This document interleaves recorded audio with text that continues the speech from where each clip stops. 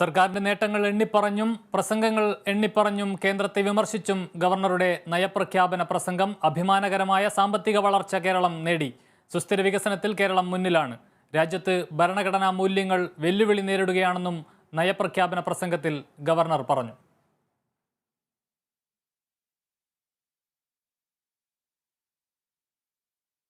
വിവരങ്ങളുമായി തിരുവനന്തപുരത്ത് നിന്നും ശരത് കെ ശശി ചേരുന്നു. ശരത്, സംസ്ഥാന സർക്കാരിൻ്റെ നേട്ടങ്ങൾ ഓരോന്നും എണ്ണിപ്പറഞ്ഞ് വളരെ വിശദമായ 1.5 മണിക്കൂറോളം നീണ്ട നയപ്രഖ്യാപന പ്രസംഗമാണ് ഗവർണർ നടത്തിയിരിക്കുന്നത്. ഇതോടൊപ്പം തന്നെ കേന്ദ്രത്തിനെതിരായ വിമർശനങ്ങളും വള്ളിപുള്ളി തെറ്റിക്കാതെ ഗവർണർ പറയുന്ന സാഹചര്യമുണ്ടായി. നേരത്തെ ഉള്ളതുപോലെ ഒന്നും വിഴുങ്ങിക്കളയുന്ന സാഹചര്യമില്ല. വളരെ കൃത്യമായി തന്നെ കേന്ദ്രത്തിനെതിരായ വിമർശനങ്ങളും നയപ്രഖ്യാപന പ്രസംഗത്തിൽ അദ്ദേഹം അവതരിപ്പിക്കുന്ന സാഹചര്യമാണ്. എന്തൊക്കെയാണ് വിവരങ്ങൾ?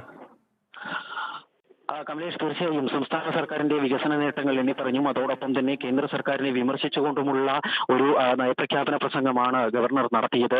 1 മണിക്കൂർ 14 മിനിറ്റ് നീണ്ട നയപ്രഖ്യാപന പ്രസംഗത്തിൽ നിലവിൽ സംസ്ഥാന സർക്കാരിന്റെ അഭിമാന പദ്ധതി എന്ന് സർക്കാർ വ്യക്തമാക്കിയ സിൽവർ ലൈൻ വിഷയം അടക്കം ഉയർത്തിക്കാണിക്കാനും ഗവർണർ തയ്യാറാവുകയും ചെയ്തിട്ടുണ്ട്. ഇതിൽ വിവാദ വിഷയങ്ങളിലേക്ക് വന്നാൽ, അല്ലെങ്കിൽ കേന്ദ്ര സർക്കാരുമായി ബന്ധപ്പെട്ടിട്ടുള്ള വിമർശനങ്ങളിലേക്ക് ആദ്യം വരികയാണെങ്കിൽ, ഏറ്റവും പ്രധാനമായും പറഞ്ഞത് സഹകരണ ഫെഡറലിസം, അതുപോലെ തന്നെ സാമ്പത്തിക ഫെഡറലിസം, ഈ രണ്ട് കാര്യങ്ങളിലും കേന്ദ്ര സർക്കാരിന്റെ ഭാഗത്തു നിന്നും ഒരു അനുകൂല സമീപനമല്ല ഉള്ളത് എന്ന കൃത്യമായ സൂചനയും വിമർശനവും ആണ് ഇന്ന് ഗവർണറുടെ നയപ്രഖ്യാപന പ്രസംഗത്തിൽ ഉണ്ടായത്. അതിൽ ഏറ്റവും ആദ്യം അദ്ദേഹം പറഞ്ഞത് ഭരണഘടനാ മൂല്യങ്ങൾ വെല്ലുവിളി നേരിടുന്ന ഒരു സാഹചര്യമാണ് ഉള്ളത് എന്നും, അങ്ങനെ ഭരണഘടനാ മൂല്യങ്ങൾ വെല്ലുവിളി നേരിടുന്ന ഒരു സാഹചര്യത്തിൽ ആ ഭരണഘടനാ മൂല്യങ്ങൾ സംരക്ഷിക്കുന്നതിനും മതേതരത്വവും ബഹുസ്വരതയും ഫെഡറലിസവും എല്ലാം സംരക്ഷിക്കാൻ സംസ്ഥാനം പ്രതിജ്ഞാബദ്ധമാണ് എന്നാണ് ഗവർണർ പ്രഖ്യാപന പ്രസംഗത്തിൽ വ്യക്തമാക്കിയത്.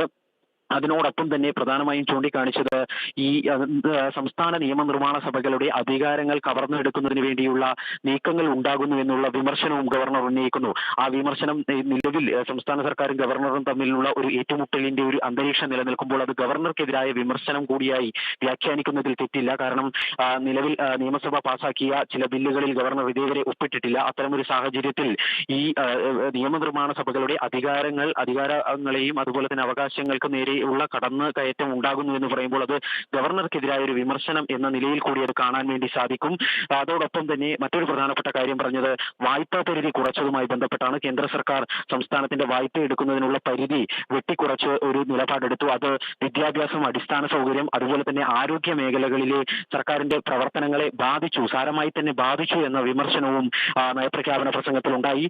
സാമ്പത്തിക അച്ചടക്കം വേണം, എന്നാൽ അത് കേന്ദ്രത്തിനും അതുപോലെ തന്നെ സംസ്ഥാനത്തിനും വെവ്വേറെ അളവുകോലാവരുത് ഈ സാമ്പത്തിക അച്ചടക്കം പാലിക്കുന്നതുമായി ബന്ധപ്പെട്ട് ഉണ്ടാകേണ്ടത് എന്നും, എല്ലാവർക്കും ഒരേ അളവുകോൽ അനുസരിച്ചായിരിക്കണം സാമ്പത്തിക അച്ചടക്കം സംബന്ധിച്ചിട്ടുള്ള നിലപാട് ഉണ്ടാകേണ്ടത് എന്നും ഗവർണർ ചൂണ്ടിക്കാണിക്കുകയും ചെയ്തു.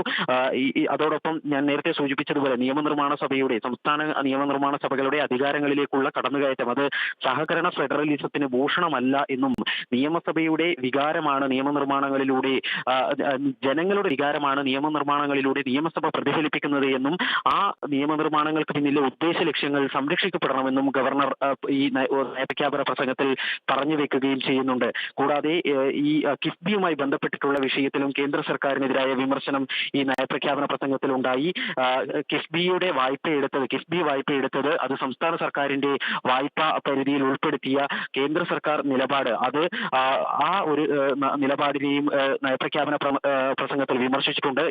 ഇത്തരത്തിൽ കിഫ്ബിയുടെ വായ്പ കൂടി സംസ്ഥാനത്തിന്റെ വായ്പയാക്കി പരിഗണിച്ച നടപടി സംസ്ഥാനത്തിന്റെ വായ്പയെടുപ്പിനെ സാരമായി തന്നെ ബാധിച്ചു എന്നും, ഇത് വികസന പ്രവർത്തനങ്ങളെ തന്നെ ബാധിക്കുന്ന ഒരു സാഹചര്യമാണ് സൃഷ്ടിച്ചിരിക്കുന്നത് എന്നും ഗവർണറുടെ നയപ്രഖ്യാപന പ്രസംഗത്തിൽ ചൂണ്ടിക്കാണിക്കുന്നു.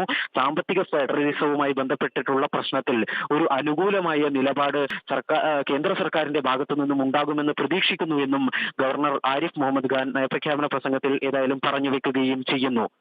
കമലേഷ്, ഈ വിഷയത്തിൽ ഏറ്റവും പ്രധാനപ്പെട്ടത് സംസ്ഥാനങ്ങളുടെ അധികാരപരിധിയിൽ അല്ലെങ്കിൽ നിയമനിർമ്മാണവുമായി ബന്ധപ്പെട്ട വിഷയങ്ങളിലേക്ക് കേന്ദ്രം കടന്നു കയറുന്നു എന്നുള്ളതാണ്. ഈ വിഷയത്തിൽ അടക്കം വലിയ വിമർശനങ്ങൾ ഉന്നയിക്കുന്നുമുണ്ട്. അതുപോലെ തന്നെ സാമ്പത്തികമായും ഭരണഘടനാപരവുമായുള്ള വിഷയങ്ങളിലാണ് ഇപ്പോൾ വലിയ വിമർശനങ്ങൾ ഈ നയപ്രഖ്യാപന പ്രസംഗത്തിലുള്ളത്. ഇതിലിപ്പോൾ ഈ നിയമസഭാ സമ്മേളനം ഇന്ന് ആരംഭിക്കുമ്പോൾ ഗവർണർ എത്തുമ്പോൾ മുതൽ പ്രതിപക്ഷം വലിയ പ്രതിഷേധത്തിലാണ് ഉള്ളത്. ഒരു സാധാരണ നടപടിക്രമമാണ് ഗവർണറുടെ നയപ്രഖ്യാപന പ്രസംഗം. എന്നാൽ ഇന്നിപ്പോൾ ഒരു പ്രത്യേക സാഹചര്യത്തിൽ പ്രതിപക്ഷം വലിയ വിമർശനം ഉന്നയിക്കുകയും വലിയ പ്രതിഷേധത്തിന് നേതൃത്വം നൽകുകയും ചെയ്യുന്നതിന്റെ സാഹചര്യം എന്താണ്? ഏറ്റവും പ്രധാനമായി നമുക്കറിയാം, കഴിഞ്ഞ കുറേ നാളുകളായി ഗവർണർ സർക്കാർ ഏറ്റുമുട്ടൽ ഏറ്റവും രൂക്ഷമാണ്. നിയമസഭ പാസാക്കിയ പല ബില്ലുകളും ഗവർണർ ഒപ്പിടാത്ത സാഹചര്യം ഒക്കെ തന്നെ നിലവിൽ നിൽക്കുകയും ചെയ്യുന്നു. പക്ഷേ അങ്ങനെ സർക്കാരിന്റെ ഏറ്റവും പ്രധാനപ്പെട്ട ഒരു നിയമനിർമ്മാണത്തിന് പോലും ഗവർണർ അംഗീകാരം നൽകാത്ത ഒരു സ്ഥിതിവിശേഷം ഉണ്ടായിരിക്കെ, ആ ഒരു അന്തരീക്ഷം നിലനിൽക്കെ തന്നെ ഗവർണർ നയപ്രഖ്യാപന പ്രസംഗത്തിന് എത്തുന്നു.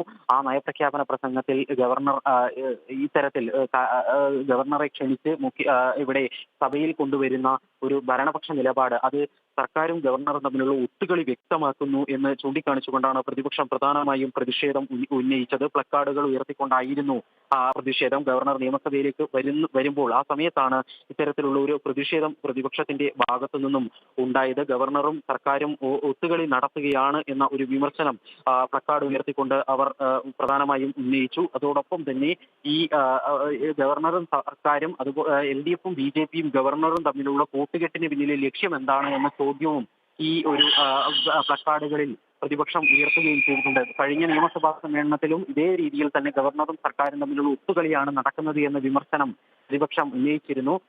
ഇത്തരത്തിൽ പരസ്യമായി ഗവർണറും സർക്കാരും തമ്മിൽ പല വിഷയങ്ങളിലും ഏറ്റുമുട്ടൽ നടത്തുകയും നടത്തുമ്പോൾ പോലും ഇവിടെ സഭയിലേക്ക് ഗവർണറെ ക്ഷണിക്കുകയും നയപ്രഖ്യാപനത്തിന് ഗവർണറെ ക്ഷണിക്കുകയും ചെയ്ത ഒരു നടപടി ചൂണ്ടിക്കാണിച്ചുകൊണ്ടാണ് ഇപ്പോൾ ഏതായാലും പ്രതിപക്ഷം ഇത്തരത്തിൽ ഈ ഒരു ഒത്തുകളി ആരോപണം ശക്തമായി ഉന്നയിക്കുന്നത്.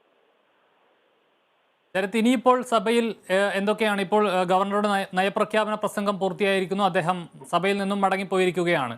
ഇനിയിപ്പോൾ എന്തൊക്കെയാണ് പ്രധാനപ്പെട്ട നടപടിക്രമങ്ങൾ സഭയിൽ?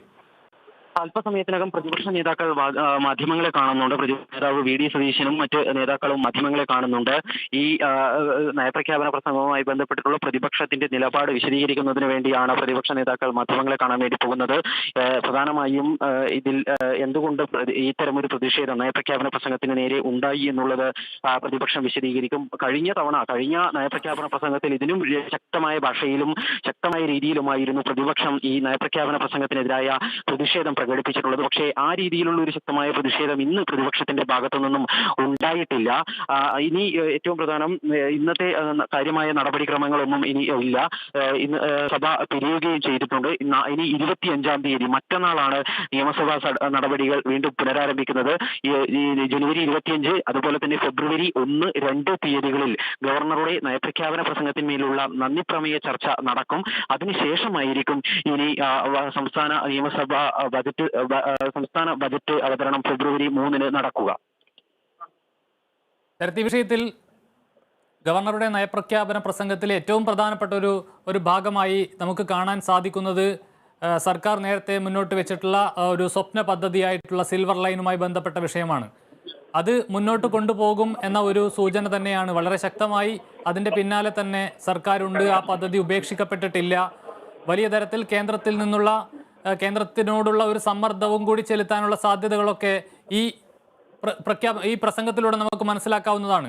പരിസ്ഥിതി സൗഹൃദവും ഏറ്റവും സുരക്ഷിതവും വേഗതയുള്ളതുമായ പദ്ധതി എന്ന് തന്നെയാണ് ഈ നയപ്രഖ്യാപന പ്രസംഗത്തിൽ ഗവർണറും സൂചിപ്പിക്കുന്നത്.